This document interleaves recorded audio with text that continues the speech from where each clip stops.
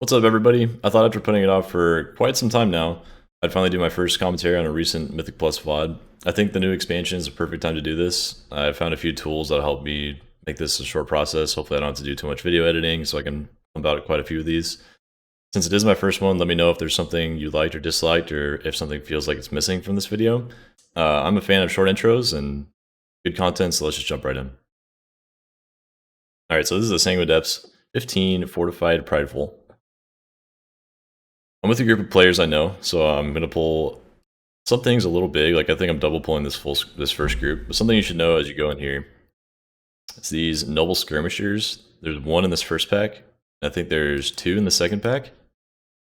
They have one major mechanic. As a tank, you want to watch out for the animate weapon cast. It's not interruptible. It's stoppable by anything knock related, anything stun, disorient related. So I have my Boomkin player Goop Mighty Bash the Skirmisher as I run through it. You don't see it on the screen, but he's going to do that to make sure the weapon doesn't spawn and destroy me. And I'll go through, and I think I leg sweep the two Skirmishers in the second pack when they start to cast. Probably see it here. I'm using Statue to pick up Threat. I'm playing with some high DPS players, and Threat is a little bit scary on beta right now. You can see they're jumping up to 15k. I'm sitting here at a nice 4k. Which is totally fine, by the way. I just hope they buff Threat. Okay, so some of these weapon casts did get off. I'm getting chunked right here. I'll turn around and try to get them off my Boomkin. But that's what you're trying to stop, the animate weapon casts. You can see I struggle to get Threat off my very powerful chicken player that's doing 30k damage right now.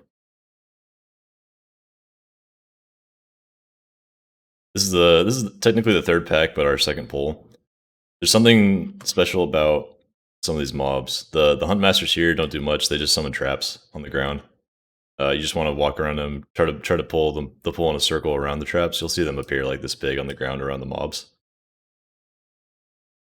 And then the other mob in this pack is the Regal Mistdancer here. And you'll see he'll do a frontal in a set called Echoing Thrust. This is a special ability. Every time you cast that frontal, all the other places he's frontaled before will happen again. So on the second Echoing Thrust here, see that there was one frontal here. There was also another frontal here, because that's where the first one was. So as a tank, I think the initial strategy, like the natural thing to do with this mob, is to move around the pack in a circle like this, so that everybody is always safe in the middle here. But you can kind of avoid your own previous frontals that way as well.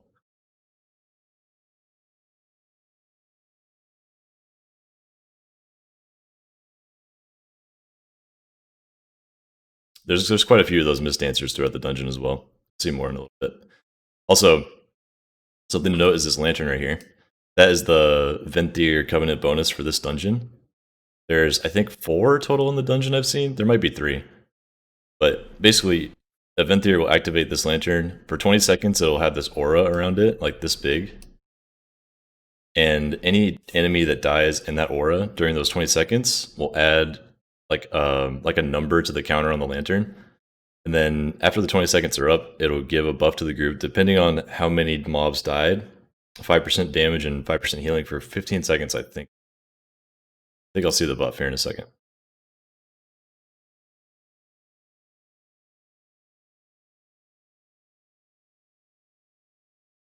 You can see all the frontals going off.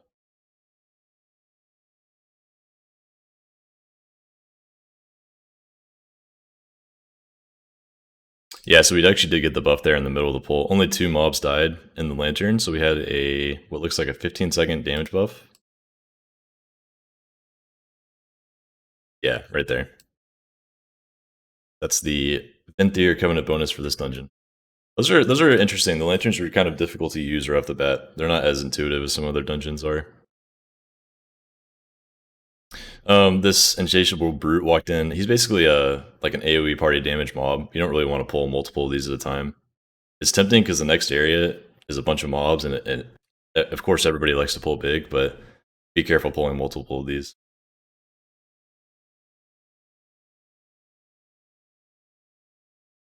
We killed the mobs. We're actually like looking at the lantern here because we thought we never got the buff. We were kind of confused. But actually, if you kill the mobs, within that 20-second window and then run ahead to the next pull, you'll still get the buff if it's at the right time frame.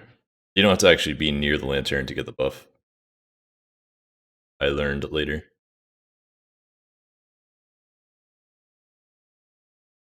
This is more of that same mob, the Insatiable Brute. I'm gonna skip ahead just a little bit.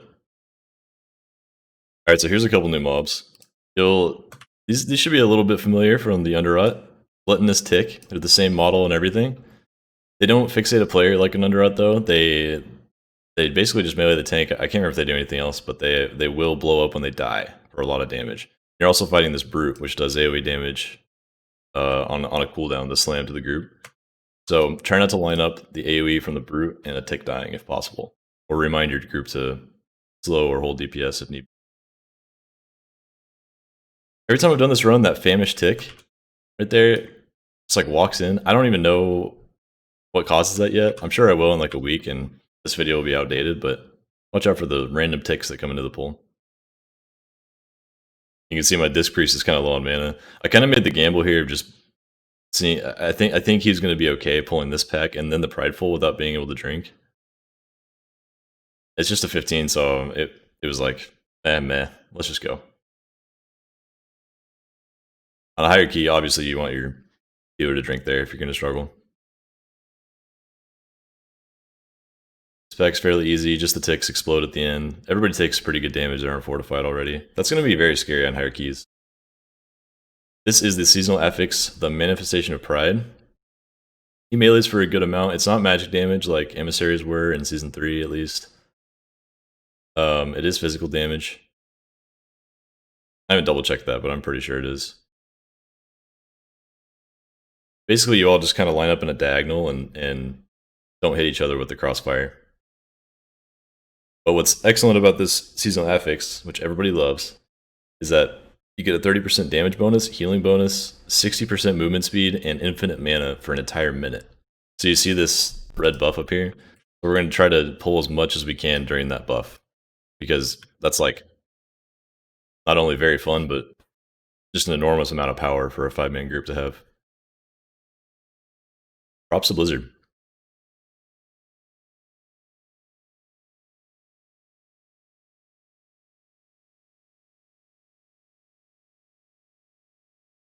You'll see me just keep putting down Dave, my statue, every pull. I'm just mass taunting on cooldown just to keep Threat right now. I don't think Threat is really tuned. I'm hoping they'll buff it by like 100 or 200%. It's really been rough to play around on some tanks. I think Guardian, Prot Warrior, and Brewmaster are struggling a little bit with it. This first boss is nothing too special. It's kind of like it's like the average first boss of a dungeon. He has a tank hit. He knocks back when he hits the tank. I believe it's dodgeable, parryable. This vicious headbutt here. But I hit my glorious Celestial Brew button and took very little damage. This is a Group Soak, Juggernaut Rush, rather. And then the big mechanic that this boss has is he'll do this Severing Smash ability. You want to go back into your range stack, drop your orb off, and then use a movement ability to get on the other side of the boss before he runs into your orb as a tank. I think you need to use something movement related to do it. I don't think you can do it just by walking. And also your melee should stack with your range too. I think one of the orbs hit the boss there and that shouldn't have happened. I also learned that you could LOS that Severing Smash and just not spawn an orb, but I have a feeling they'll fix that, so don't worry too much.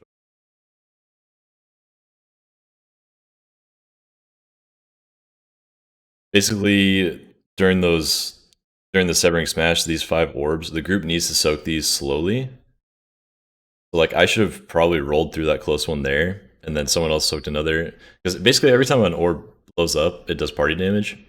But you need to soak them before it hits the boss, so we'll probably end up tanking this boss like much farther down and then pulling him away and slowly soaking one orb at a time when damage is too high. But yeah, that's Crixus the Voracious, first boss. Not too bad. This is a normal pull, everything's linked here. Notice there's more than 5 targets. Blizzard forgot about that part. All casters use AoE stops. You can see we're already getting about half health on this pull on a 15. We probably could use sweep and beam a little bit cleaner there. Oh man, sorry about the quality.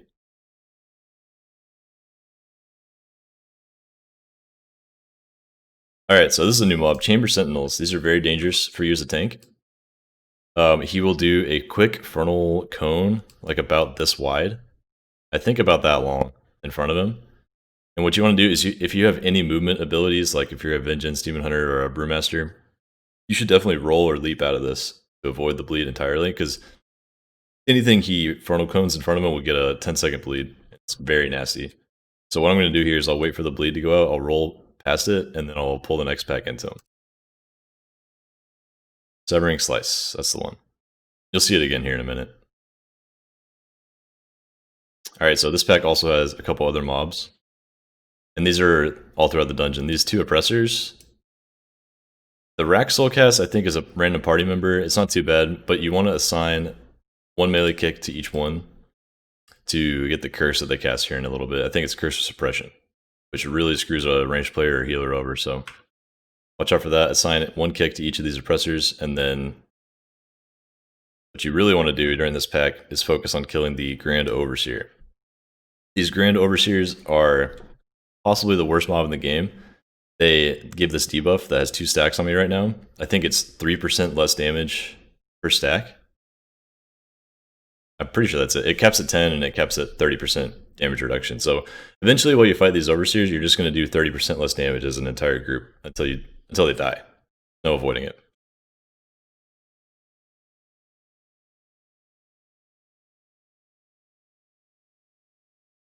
The swirlies on the ground are from that gargoyle, the Chamber Sentinel. Here's Severing Slice again. I roll into the wall to avoid it, but I think the frontal may have clipped Alice there. And we actually end up dying, it looks like.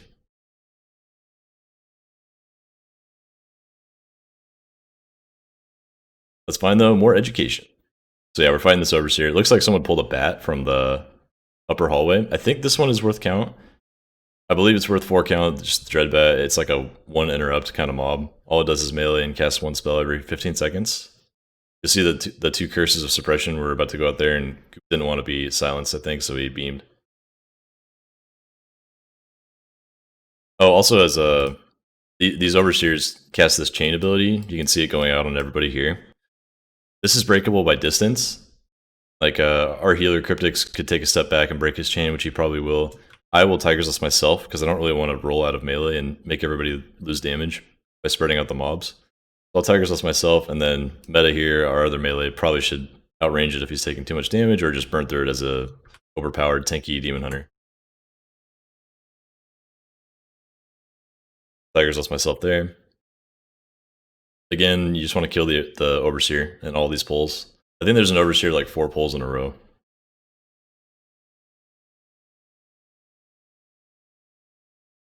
You can see our damage aura is capped at 10 now, so we're all doing 30% less damage. Hopefully they fix this, by the way. Nobody likes doing less damage for no reason.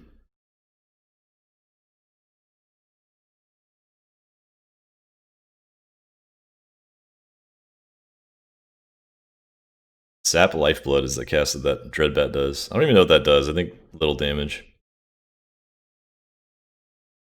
Alright, so yeah, here's the next pack. It's identical to the last one. Overseer, burn Overseer, assign kicks to the oppressors, break the chains, survive the group damage. That's about it. I'm gonna skip ahead a little bit because it's the same mobs.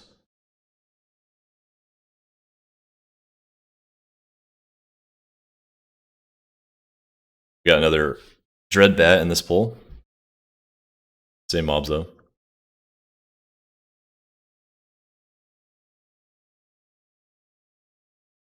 Looks like we spawned Pride at a kind of a rough time here. I even lose throat on it, looks like. Oh, and my healer dies. That's not good. Yeah, you want to be careful with this season. Once we have MDT, this will be easier. We don't have MDT currently on beta when I made this video, but you want to end the pack at like perfect 20% or 40% values on enemy count. If you're new to Mythic Plus, any add-on should show like your current percent over here. And it's better to even show like the actual count, like 180 out of 405, and keep track of like which mobs give you a certain number of count so that you can avoid this problem we're having right now. So we're gonna run back and kill this Pride. Luckily it actually stays at lower health. So if you screw up, you can come back and finish it up. And also, it loses its stacks that it ramps on. The Manifestation of Pride has a ramping damage buff that caps at 30 as well. They've done a few good cautionary ideas on some of the new stuff, like stacking things that ramp is a good idea.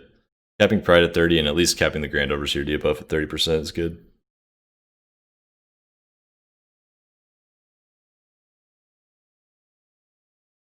So we'll easily finish up the Pride. We'll pull this room. Currently, this room is very easy, except for... Actually, I can see several problems already. For one of the little guys off to the left is stuck in the wall. So he's making this pack evade constantly, and I'm losing threat because of that. Basically, when something evades, the whole pack constantly resets aggro and acts like you're pulling it for the first time, like every 5 seconds. But anyway, so this head custodian javelin guy, he actually has a tank disorient, which is really dumb in my opinion. It just forces the tank to lose threat because when you get disoriented, they'll attack the next closest threat target instead and just kill your party. So he does that sweeping slash, and then if it wasn't evade bugging out, he would do I can't remember the name of the ability, but he just targets his current threat target and disorients them. So you want to avoid it. It's melee range, you can run out of it, but he will still try to recast as soon as he gets to you. So just be aware of that guy.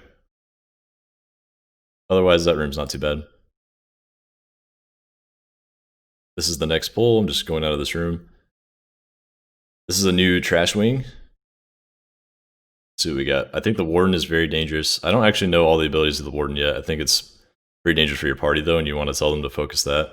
These scribes aren't too bad. I don't think this pull is one of the harder ones.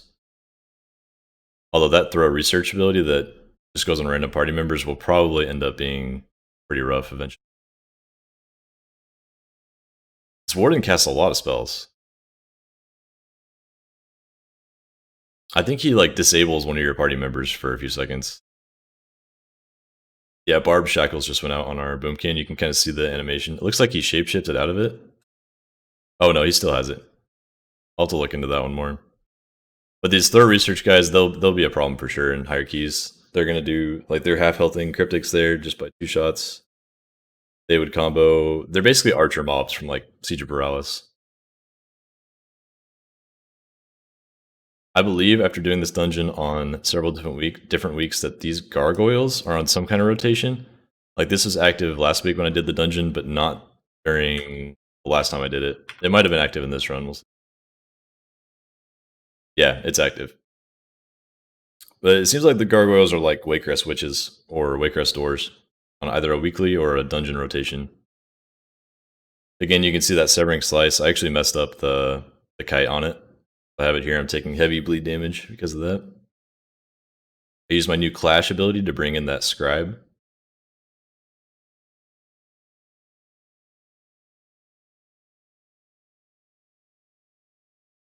Fighting here is rough. It's very hard to move these mobs. These scribes, I did not do a good job this pull. I'm still figuring out like where I want to tank all this stuff depending on where the gargoyles are and which ones are active, but the scribes are not easy to move. I think you may want to line them back instead so you have more space to fight.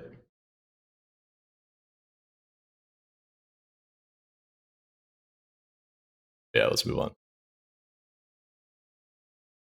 This is the third Pride. 2 people are dead. Luckily, we do know there's a checkpoint fairly close at the first boss. Although it's a couple rooms away, so they have to run back. But at least there's a checkpoint.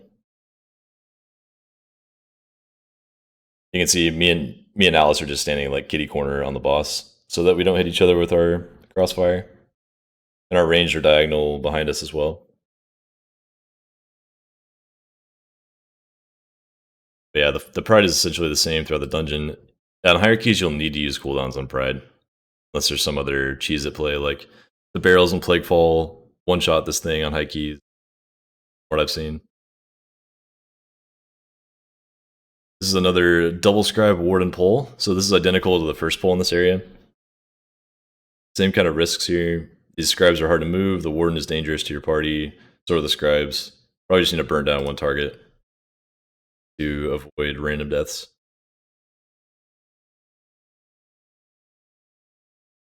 'Cause Looks like this second Chamber Sentinel is also active this week when I did this. I went down the right side of this ring up here. You can go either way. Like, you start here on the map, you can either go on this side to the boss or on this side of the boss. When we get MDT and all that available for Shadowlands, I'm sure we'll see which side's easier to do. It might be the left side, it might be the right side depending on the week because of the Chamber Sentinels rotating. I'm not sure, but we'll see when I release more videos down the line.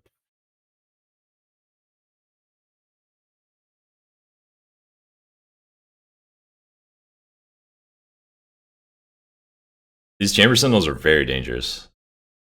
I think avoiding these as much as we can will be the play. He fade bugged there. Just beta things.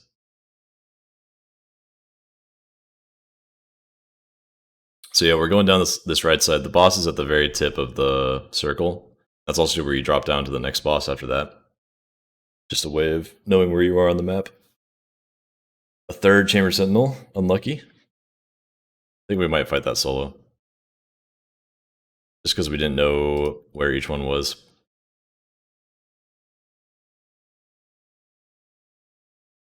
Alright, so this is the second boss of the dungeon. Executor Tarvold. Maybe it's Executor StarCraft. This guy's actually a pretty interesting boss. I like him a lot. He's got these two rotating curses, basically. I think if you step in the puddle, you get a curse. And it's spell reflectable, by the way, for all you prot warriors out there. You can step in that puddle and reflect something onto him. But you'll see us hang out on the side of the room that we can see the circle coming first. Also, murder that ad that just spawned. That ad does a lot of damage. It just pulses on the group every second it's alive. And then leaves a puddle when it dies like that. So we're moving across the room in a certain order so that we don't get hit by the rotating curse circles. And we just move back, kill the ads, shift back and forth as we go until the boss is dead. He doesn't really do heavy tank damage. I think you want to just go full offense on this boss and burn the ad as best you can. Your focus should definitely be on burning the ad and making sure your party kills the ad. If you see how he did a Castigate cast during the ad's health here, and that Castigate will do heavy damage on one party member, kind of like Machimba's... what was that called? Drain something. Machimba's Drain something in King's Rest. Anyway, that lines up, the second drain lines up with the AoE damage from the ad, so use something big there if you're a healer or a tank with an external, like sack. Can help out. Safeguard if you're a warrior. And then you have a very short amount of trash down here before this third boss. There's 4 casters in this room. There's one here, and there's 2 over here to the right. This thing is also a caster, but I don't think it stops and casts nearly as much. So I would assume this is like a 4-caster pull. Eventually, I'm sure we'll do all these together. It's going to be a matter of like getting this patrol over to this pack at the right time, and then taking this guy around the boss and pulling him over into the 3-pack. I think that's what I'll attempt to do here, but this is just like a test. Because I had not pulled this before this video, I don't think. These are the same oppressor mobs. They have that curse ability that you want to interrupt, or assign and interrupt, rather, earlier in the dungeon. But right now there's too many. I think we just use AoE stops and try to burn them in time. So I group them up, I sweep. I guess that little ad drops that puddle. That's actually good to know. We beam them. I'm getting owned. This will be a really hard pull. We'll have to figure out some tech to accurately group these with different kinds of comps. That Vestige of Doubt just casted Growing Mistrust. I don't even know what that ability does. It does not sound good. Oh, that must be the puddle. It's like... Man, I'm learning stuff too just watching this because it's all new. These Rack Soul casts are really doing damage to the group. Everybody's dying. We made it through, but obviously we'll have to refine that strategy. I think it'll be good eventually. But let's talk about this boss. So, Grand Proctor Berelia is basically a combination of Kragmaw and Spore-Collared Zoncha from Underrot. He's got some cool zoning mechanics where you spread out like on Kragmaw and soak different areas. except instead of ticks, you're getting orbs to reduce your damage taken for the big AoE that's coming. He has a channeled tank hit that's physical damage. I think it's called Iron Spikes. They'll channel physical damage into you. It does over 100% of my health as a Brewmaster, but you'll see me use Celestial Brew here and mitigate all of it. This is the spread out and soak mechanic like Kragmaw. Rite of Supremacy it basically one-shots you, but you need to get at least 3 of these orbs, unless you're a tank. Each of these orbs gives you 20% DR against the Rite of Supremacy, and that's it, and then it falls off. And then right after, he does Endless Torment, which is basically Kragmaw's Tantrum. So a huge AoE hit, followed by a Tantrum. And then followed by the tank hit, Iron Spikes. So what's great about this is if you play this right, which I didn't hear, but I've soloed this boss before when my group dies, you have Celestial Brew up for every single Iron Spikes and the huge Tantrum like AoE after this Rite of Supremacy, if you play it right. So I'll soak like 2 orbs here. I'll leave the close orbs for my squishier DPS and healer. Like what we did is we portioned out sections of the room. You can see Gape got this portion of the orbs over here. Looks like my healer Cryptix was getting this portion over here, and I just went and like grabbed 2 orbs on this side very far. And then the 2 melee players had their own sections over here to grab orbs. So you want to space everyone out like that. Make sure all your other players in the group get 3 orbs, and you yourself as the tank can get 0 to 2. And I just didn't med it because I think I only got like 1 orb, looks like. I'd press send med just because I could, and I can live it that way. And then here's the Tantrum, which I have Celestial Brew up for. If you press Celestial Brew a little bit early, it will for sure be up for the Iron Spikes after. I reported a bug here, looks like. I think those circles do go off a little bit too fast, especially for classes that need to plant and heal. Because that Tantrum is a lot of damage. Or Mistweavers and other healers that actually have to... Well, I guess any healer but Resto Druid, honestly. Alright, so this is the last wing of trash. I think these are all the same mobs in this pack. We got an Oppressor, a Huntmaster. Yeah, two Oppressors to kick, so just assign 1 kick each, and then 1 Huntmaster to dodge traps on. You have the Aegis in this whole area until the last boss. I can't remember the exact number off the top of my head. I think it's like 40% damage reduction, and it lasts a few seconds. So you can use it once on these first 2 packs each. There'll probably be a specific moment I'll want to use it in the future. I'll have to figure that out. You can use it once on that pack, and then you can use it once in this pack. This is a difficult pack. I think this may be the hardest one. So there's a Mistdancer. That's the guy that does the echoing thrust funnels around him. You gotta like spin him in a circle as you fight him. We got the Overseer, which reduces the group's damage. Then we got the Chamber Sentinel that's unavoidable in this pack, not CCable. He does the massive Frontal Cleave, if you remember. So we got 2 things that Frontal Cleave in this pack, and a Grand Overseer reducing the group's damage. Hopefully one of these mobs gets nerfed, because this pack will be very, very difficult on higher keys, and I think we're just going to want to skip it. See, an Echoing Thrust goes out there, a Severing Slice goes out just after. I did not happen to Brewmaster dodge that, so I do have the bleed. Oh, actually, I did dodge it, I just have the different debuff. So that's lucky by me. So I'm kind of rotating this pack slowly as I go for the Echoing Thrust. I popped the Aegis there and just took the Echoing Thrust. I didn't move in time, so I just decided to do that. Another Echo. I actually took like 2 Echoes there and almost died.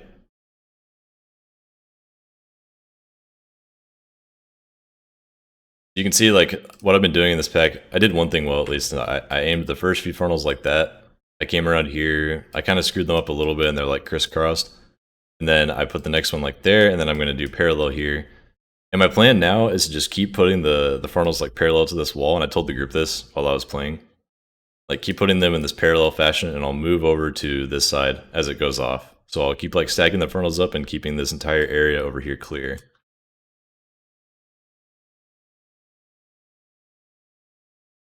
The problem is there's also this Chamber Sentinel frontaling me as well. Like I should have rolled backwards right there, but I got the bleed. I didn't do it. And then also Echoing Thrust goes off. It's just a really nasty pack.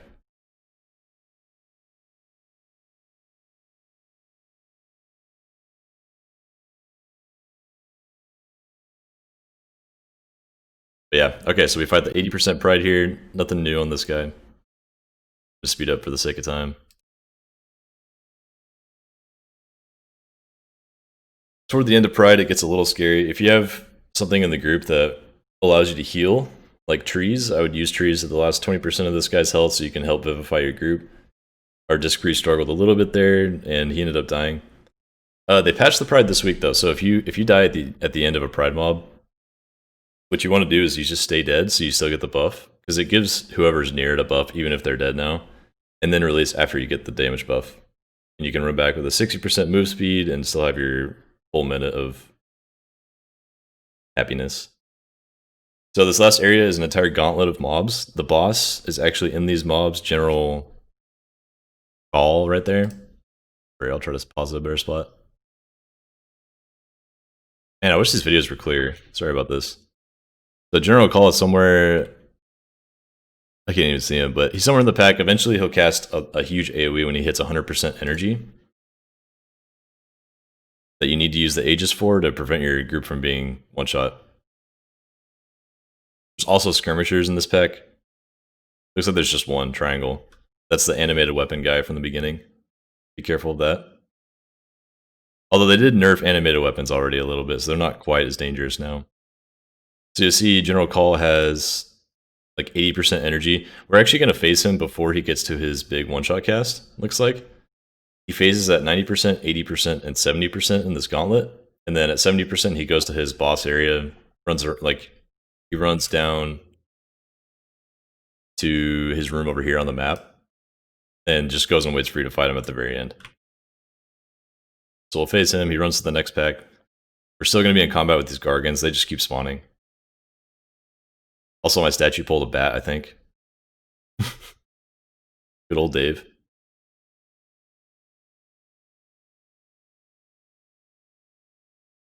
He's driving his Dreadbat to the same mobs, just sap Lifeblood is the only cast they do. Looks like it heals him a little bit. Just helping heal out my group here. Everyone's learning, so we're not doing anything perfect, but we're still going to time this key, it looks like. This pack's got one of those Grand Overseers that everybody loves. It has 2 Skirmishers. They're casting their animate weapon there. It looks like a Fell Eruption stopped one. It only has 1 Skirmisher, my bad. So yeah, focus the Grand Overseer and or just stop the Skirmisher from casting and you're good. That's fairly simple.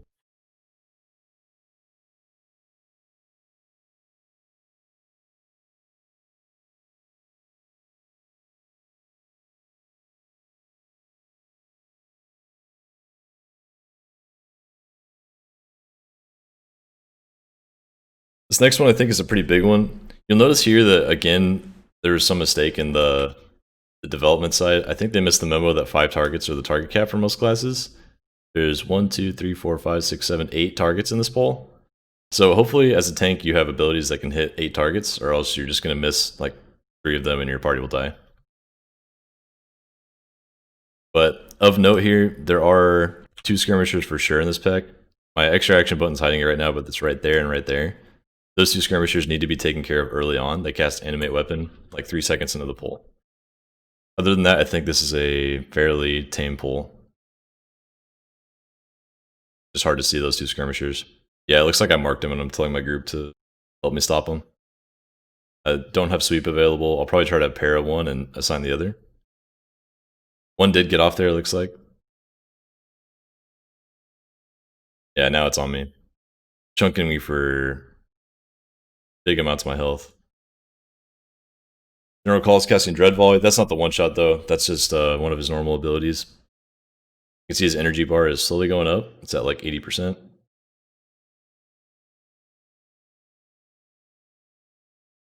Just remember that once he gets to 80% health here, he goes away again. But he is going to cast his Gloom Squall, so I hit the Aegis here. Everybody inside the Aegis does not get knocked back in one shot. But if they weren't inside the Aegis, they would be knocked off the screen there and killed. It's kind of like God King Skullwald from Halls of Valor. Throwback. These Gargons just keep spawning. I think there's one more boss pull in this gauntlet, and then they'll stop spawning after that. This next pack isn't too bad. We did see a lantern here, I think, so we were talking about it. That's another one of those Venthyr Covenant-specific lanterns. You can see the aura. I believe the cutoff is like right here, where enemies need to die. So if they died on this second yellow line, I don't think they would give the buff to the lantern, but I'm not sure. I need to test wherever that limit is. Looks like we're not going to use it. We know we're high on count, so we're just going to go straight into the final gauntlet pull. I guess we dropped combat there long enough to Shroud, which is cool to see. Because we got in combat shortly after the Shroud with the spawning Gargons again. So this is the third one. With General Call, I think there's a Skirmisher, looks like, an Oppressor. Kick the curse on the Oppressor. Otherwise, just burn General Call to 70%, and then he'll leave you alone.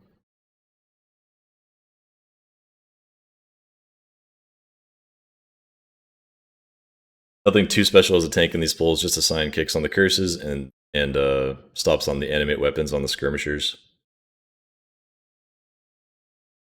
This final pull is a little scary as well. This might be one of the harder pulls, I think. There's 2 assignments for Skirmishers here. Have someone stop those animate weapon casts, and then there's also a Chamber Sentinel for you to worry about as a tank. So 3 mobs that try to kill the tank in this pull. I would aim the Sentinel away from the group insta, be ready to roll out or leap out or do something to mitigate the bleed damage if you can't get out of it. So I should have turned it all the way around here, not into the wall. At this time I wasn't used to fighting this pack, so I forgot about that frontal bleed.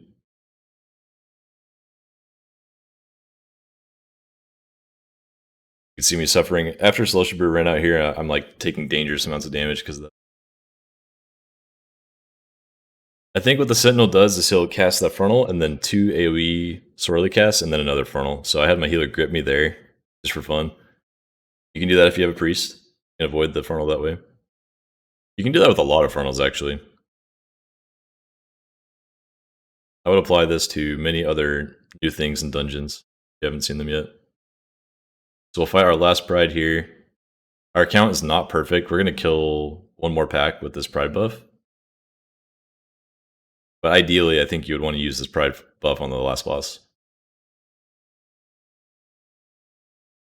Like maybe Shroud past that dangerous 3-pack instead, kill the last room of mobs, and then use the Pride for last boss as it spawns so you don't have any travel time downtime.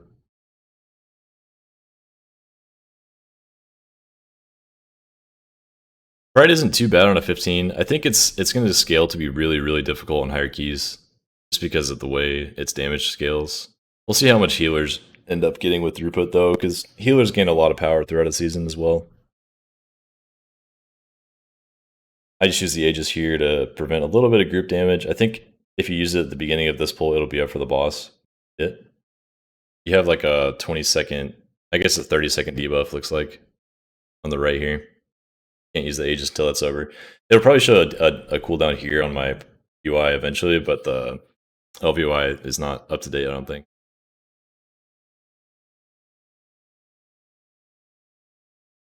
General Call is not too bad of a boss. Honestly, the second and third bosses are harder than this boss.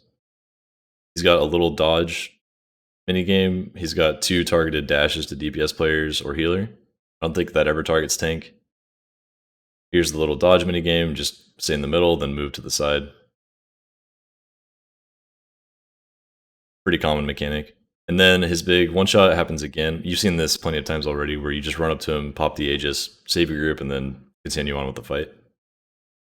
The Aegis. It's called Gloom Squall. Looks like the Aegis debuff is like 32 seconds. It's a weird number. And I learned so much by watching my own VODs. One of the frontals just turned diagonal there and hit someone. That was super weird. That was just a bug. And this boss dies when he hits 50%. So, just dodge one more time. I don't even know if he does another Gloom Squall on 15. Looks like he might.